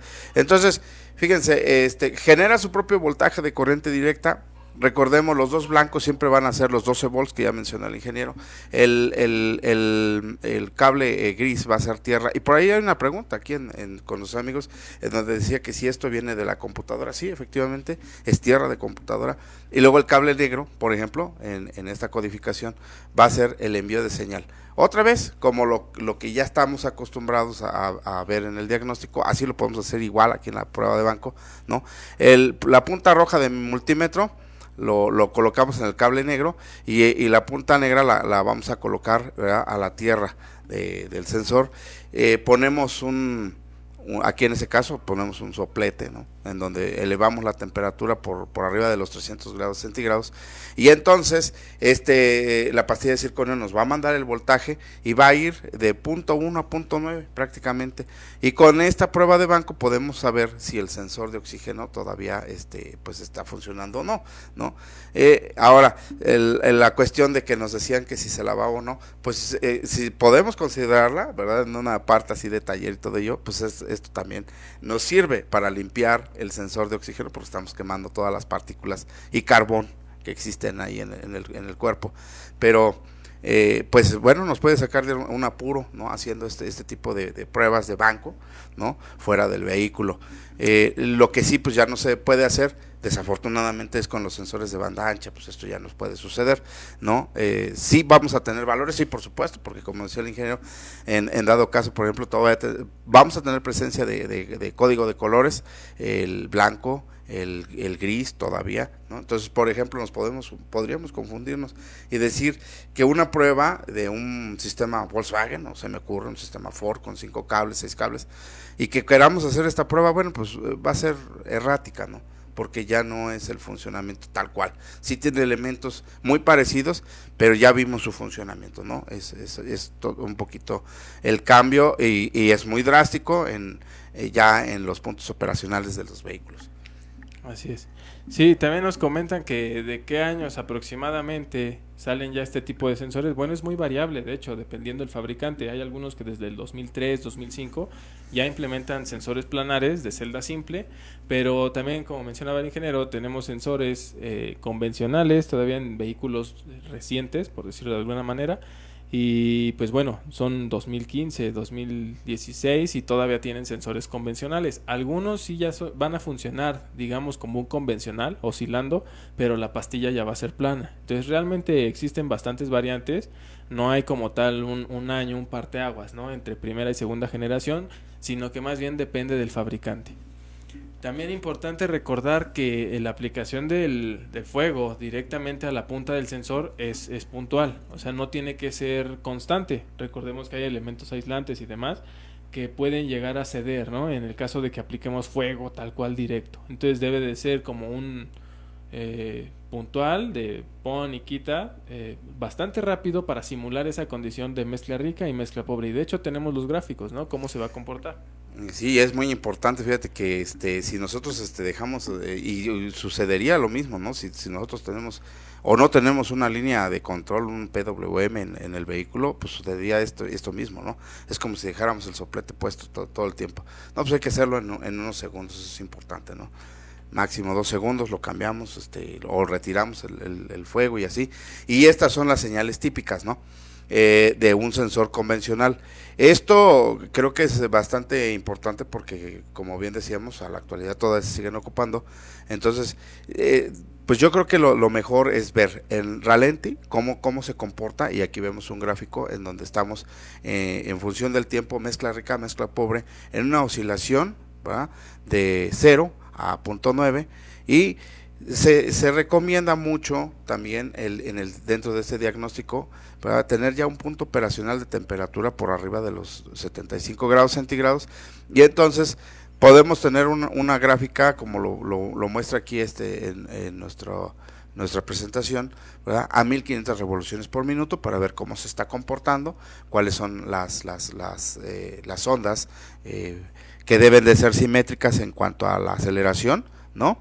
Y a 3500. Con esto nos podemos asegurar si nuestro sensor de oxígeno tiene buena eficiencia, si está trabajando correctamente bien, o podemos incluso detectar, como ya bien dijo el ingeniero, alguna fuga de aire, ¿no?, o vacío. Podemos ver si hay alguna parte de chispa o de exceso de combustible, ¿no? Esto nos lo va a dar muy rápidamente con estas partes o estos rangos que se incluyen en el diagnóstico como prueba. Así es. Entonces ya tenemos como tal las referencias que vamos a checar, ya sabemos los valores del calefactor y demás. Aquí está la tabla de equivalencia que nos mencionaba el ingeniero de nuestros dos principales códigos que manejamos en sensores convencionales contra algunos otros fabricantes, ¿no? Que de hecho no es tan relevante el color del cable, lo que importa como tal es la tecnología que trae internamente, ¿no? De hecho, el envío de señal puede ser el cable negro en caso de mi línea 1 de referencia, o puede ser el morado, ¿no? Puede cambiar. El de tierra es gris en este tipo de códigos, en mi línea 2, por ejemplo, es amarillo. Y el calefactor generalmente va a estar implementado en los dos cables del mismo color. Eso prácticamente lo manejamos así, pues todos. Pero realmente no quiere decir que por ser de diferente color no va a funcionar o va a tener un problema. Todo lo contrario, ¿no? Lo que tenemos que checar es que sea del tipo generacional y pues que tenga los valores correspondientes. Que eso, por supuesto, como técnicos o el cliente directamente debe de olvidarse de ello, porque ya nuestros catálogos te dan pues el número correspondiente con todo lo necesario pues para que tenga un buen funcionamiento, ¿no?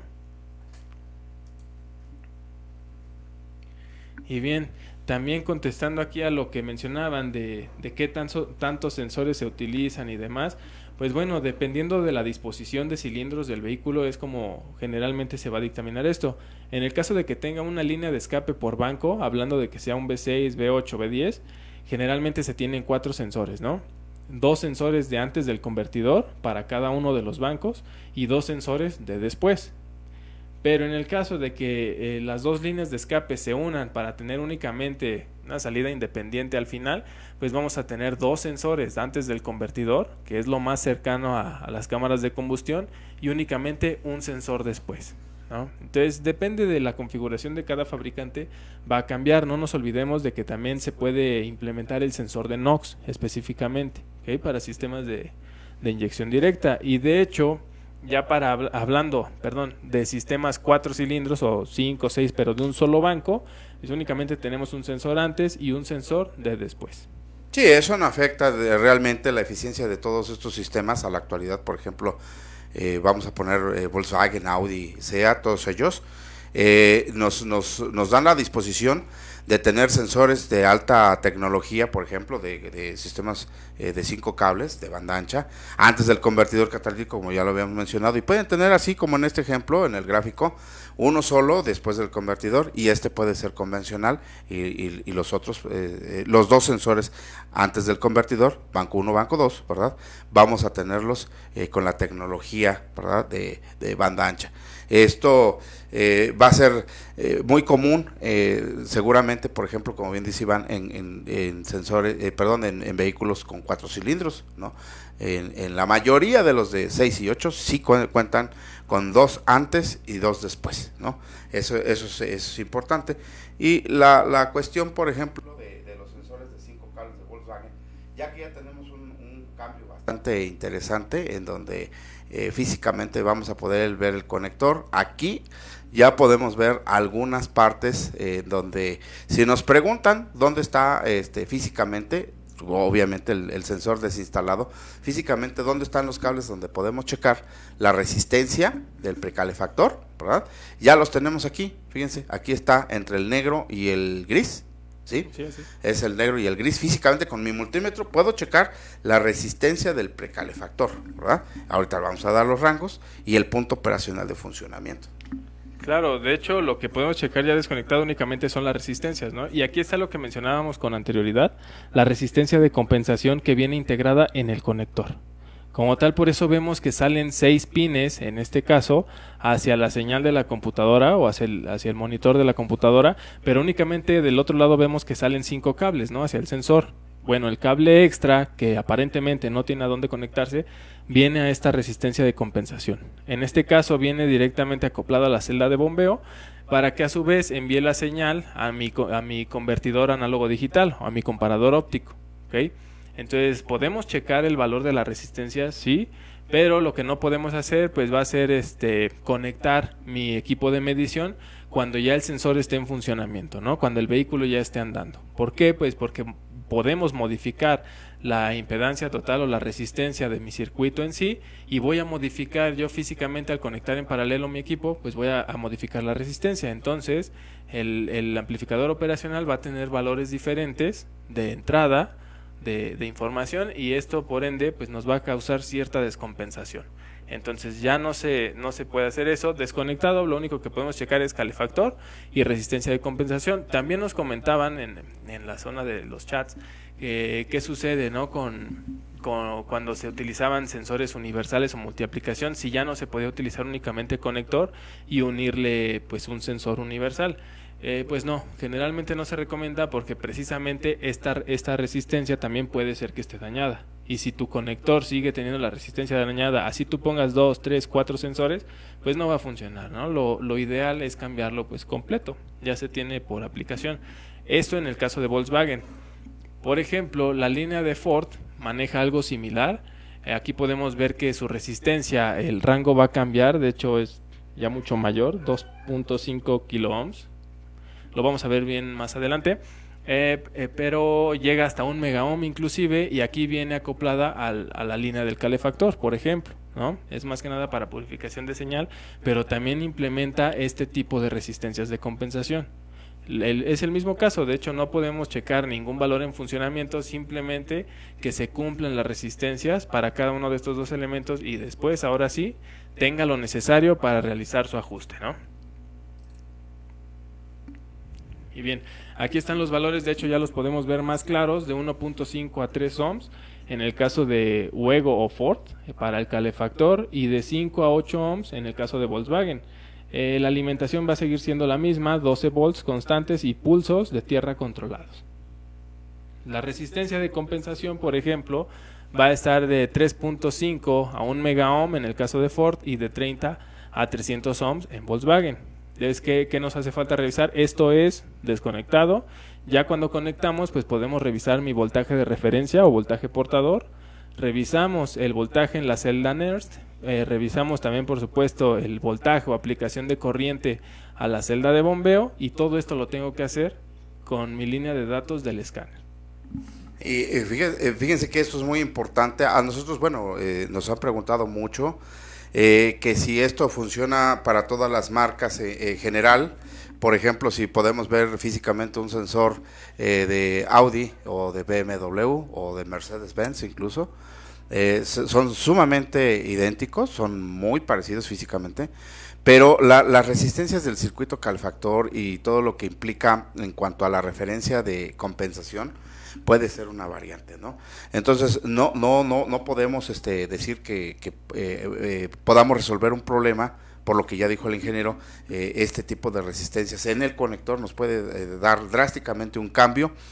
Lo mismo sucede, por ejemplo, si nosotros queremos meter un sensor de oxígeno, se me ocurre que lo tengamos para gasolina y que lo queramos meter para un sistema diésel.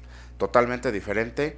Estos parámetros de revisión en el circuito calefactor siguen siendo muy importantes, y la compensación de su resistencia puede ser también el mismo cambio, ¿no? No es prudente, ¿no? La revisión de datos, por ejemplo, para el voltaje de NERS y el bombeo que tenemos como referencia o corriente de compensación, ¿ah? Siempre se debe de revisar con un escáner. Otra vez, hay que tener un equipo adecuado, ¿no?, para ese tipo de protocolos, porque algunas veces no podemos accesar, ¿no?, a este tipo de monitores para saber sus valores. Eso es sumamente importante. No hay más. Esta herramienta se convierte en algo esencial en nuestro taller o si queremos hacerlo por nuestra cuenta. Así es. Bien, pues para recordarles que seguimos recibiendo sus datos únicamente vía inbox o mensaje directo a la página Tomco Fuel Injection, por mensaje privado, para cuidar sus datos y demás, y hacerles llegar sus diplomas en tiempo y forma. Otra cosa, se va a quedar el video, de hecho, ya en la página, lo van a poder consultar, repasar después, y también nos pueden ayudar a compartirlo en sus perfiles para que pues llegue a más de nuestros compañeros, ¿no? Esta información es muy importante. Bueno, ya si nos vamos al gráfico de funcionamiento como tal directamente de este tipo de sensores, esto lo vamos a poder checar únicamente con equipo especializado, como es este caso para laboratorio, o con mi escáner de diagnóstico automotriz de bidireccional, porque voy a checar, por ejemplo, las señales de activación o cómo se van a comportar las señales de activación, voltaje y tierra cuando yo tengo un ancho de pulso controlado, que son estas dos líneas, ¿no?, que vemos en la parte inferior. Eso como tal es lo más sencillo, podíamos checarlo anteriormente inclusive con osciloscopio, va a ser exactamente lo mismo. Pero lo que tenemos, por ejemplo, en la parte superior va a ser lo que interprete la computadora como tal. Vemos mi voltaje portador, que va a seguir siendo en una referencia estable de 450 milivolts, aproximadamente 453 en este caso. Pero vemos en el gráfico rojo que cuando exista una descompensación en la celda NERST o la celda comparativa, ¿qué va a suceder?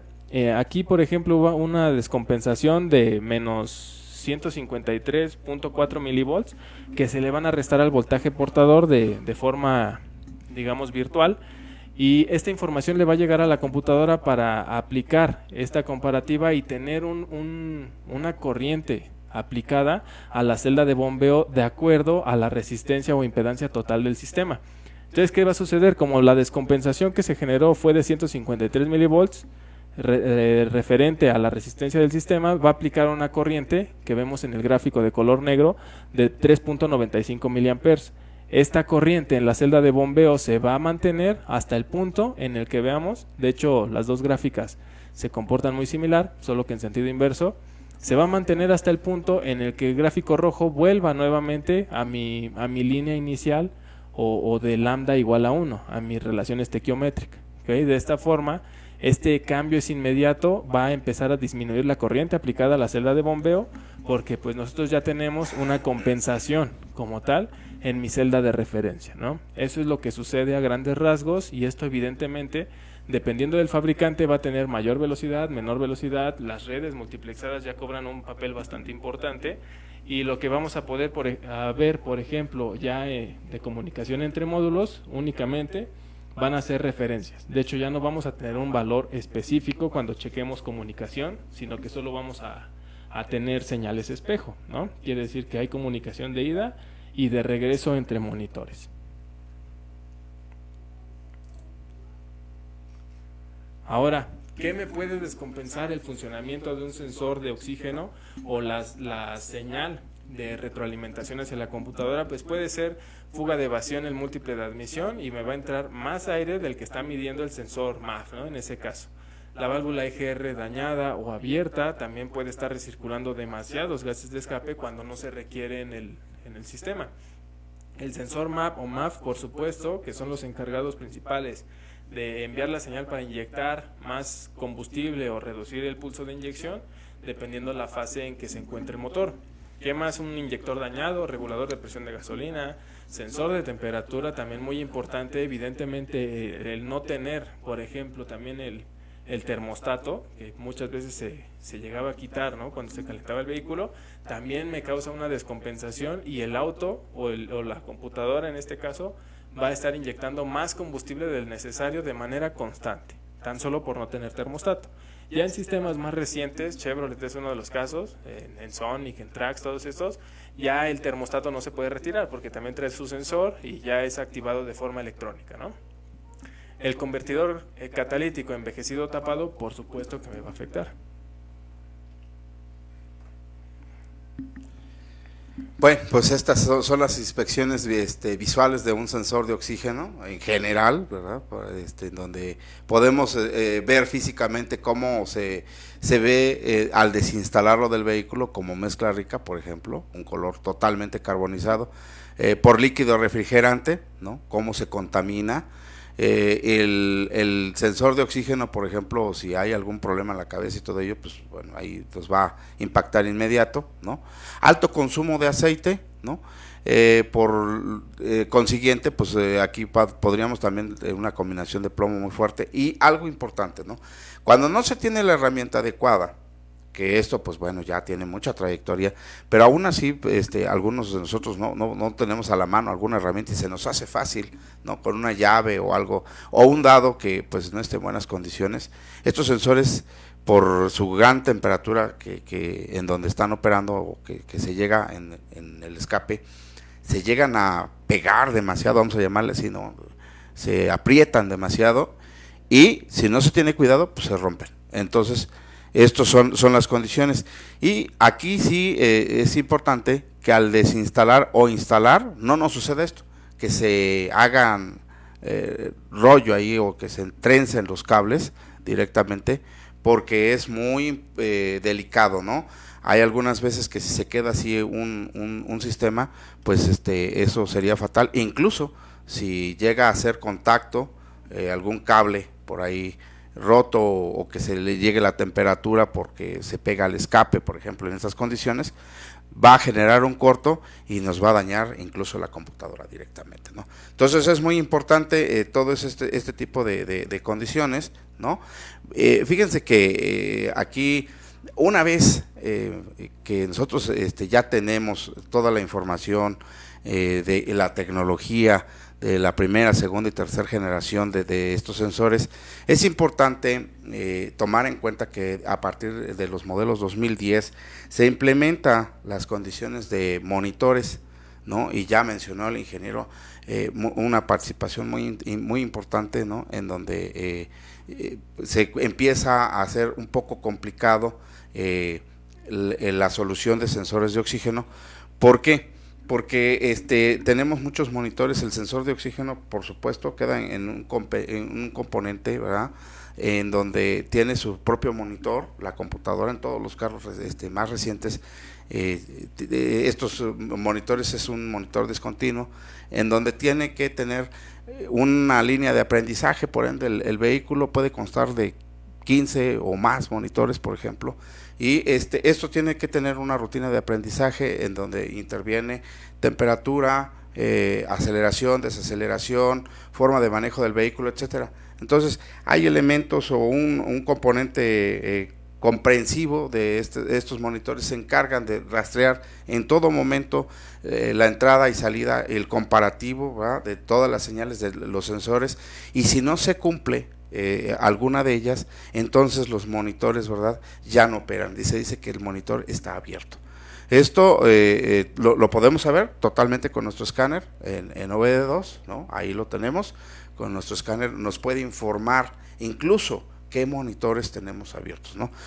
¿Por qué es importante mencionarlo? Porque vamos a poner un ejemplo, ¿no? Si yo detecto que el sensor de oxígeno tiene una falla y lo corrijo, pero adicional, por ejemplo, yo quiero verificar, supongamos, el vehículo al otro día, después de que yo borré códigos de falla, que cambié el sensor de oxígeno, los resultados pueden ser fatales, ¿no?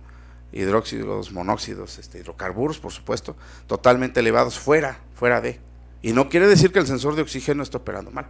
Lo que pasa es que ese monitor está abierto, ¿no? Le falta una rutina al vehículo como tal de aprendizaje. Así es, sí, principalmente en el área metropolitana, ¿no? Desconozco ya que otros estados también empiezan a contar con verificación, pero eso es muy importante. De hecho, es la razón por la cual vehículos nuevos, literalmente nuevos, que acaban de salir de la agencia, van a tratar de tramitar su engomado y demás, y no pasan la verificación, ¿no? Por ejemplo. Entonces, ese es el detalle. Realmente no se ha completado el ciclo que debe de tener cada monitor para poder cerrarlo, ¿no? Lo mismo, recalcar, si borras códigos de falla, ya corregiste el fallo y demás, pero quieres llevarlo inmediatamente al verificentro, también te lo van a rechazar, ¿no? Porque el monitor sigue abierto, o sea, todavía no hay control o ajuste, en este caso de mezcla completo, sino que el monitor sigue estando en su recorrido inicial. Sí, eso es, a veces nosotros cometemos ese error, ¿no? Aunque fíjense que este tipo de diagnóstico no es necesario que tenga el foco de servicio encendido, ¿eh? No, un monitor puede estar abierto sin presentar ninguna falla en cuanto al foco de servicio, ¿no? El check engine no está encendido, y sin embargo, si nosotros accesamos con nuestro escáner en pruebas rápidas en OBD2, nos va a decir qué monitores no están cerrados, ¿no? Qué monitores están abiertos. Entonces, en los principales, pues precisamente aquí el sensor de oxígeno pues va a detectar diversas formas, ¿no?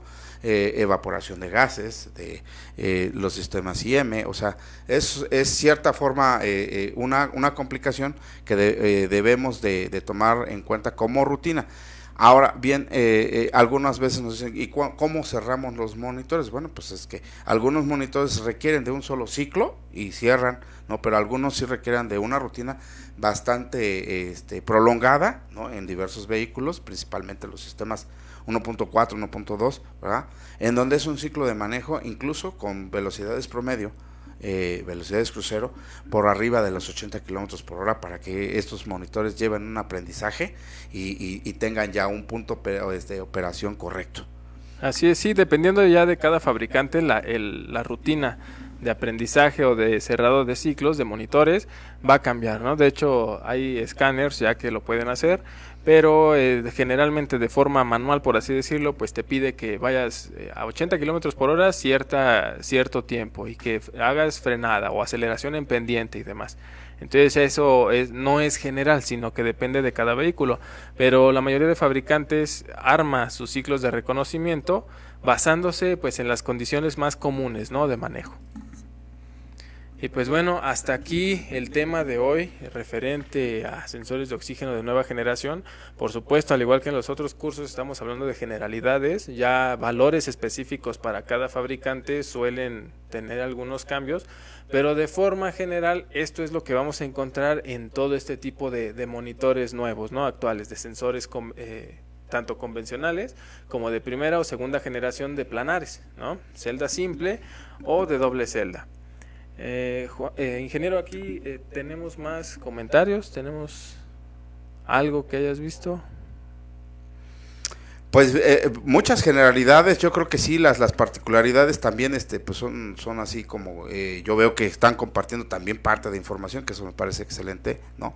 Pero las particularidades, como bien dices, son algunas cuestiones en donde yo creo que también vamos a estar a la orden aquí en el inbox, contestando todavía algunas de estas particularidades.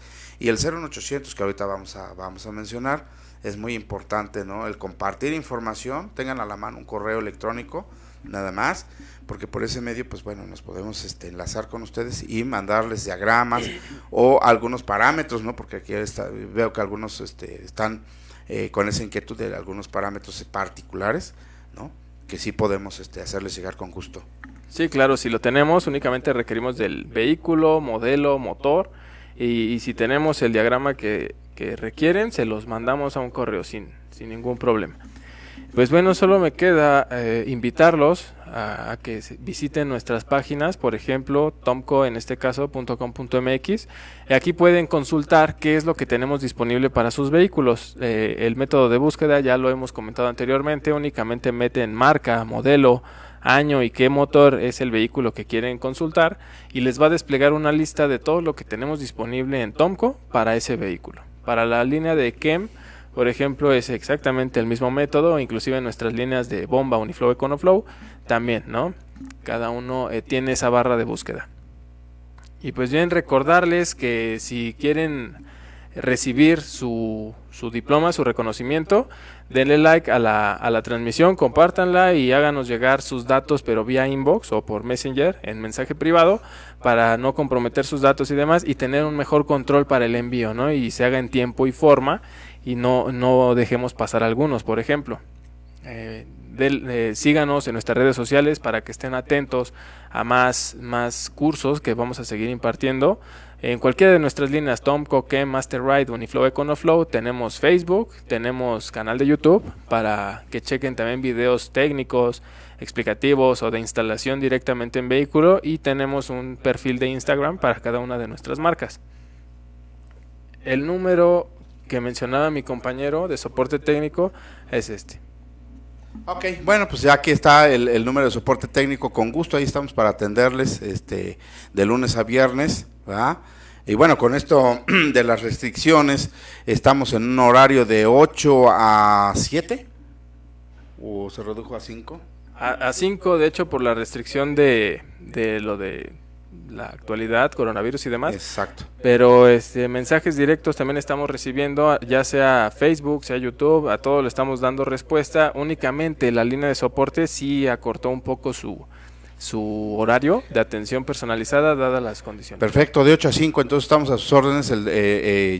Recuerden que estamos en el 800, antes era 01, todavía no se les quedó la costumbre, pero en el 801 50 42, y con gusto ahí también les vuelvo a repetir, podemos pues solucionar algunos problemas. Si nos los permiten una segunda opinión, pues siempre va a ser válida.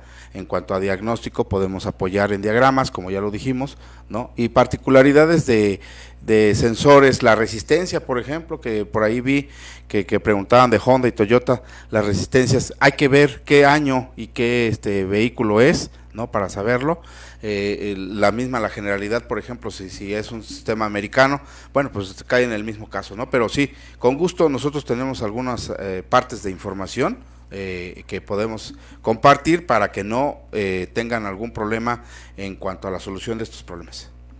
Claro, pues bueno, ha sido un gusto para nosotros estar a través de esta plataforma con ustedes. Seguimos de la mano trabajando. Cualquier duda, cuestión que tengan referente al producto, estamos para apoyarlos, y pues de nuestra parte ha sido todo, y gracias por la atención. Pues muchas gracias, hasta luego, nos vemos en la próxima.